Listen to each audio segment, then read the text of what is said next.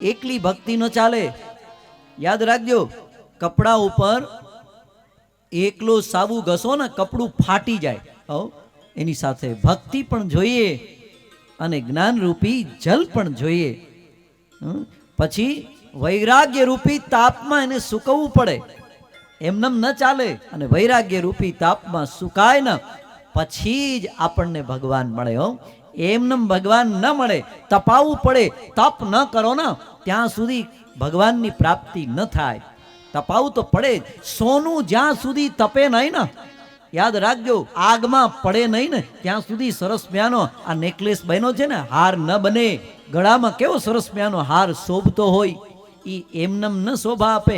એને અગ્નિમાં પડવું પડે. જ્યાં સુધી તમે તપ નહીં કરો ત્યાં સુધી ખરેખર એ તપ વગરનું ભગવાનની પ્રાપ્તિ કરવી બહુ મુશ્કેલ છે.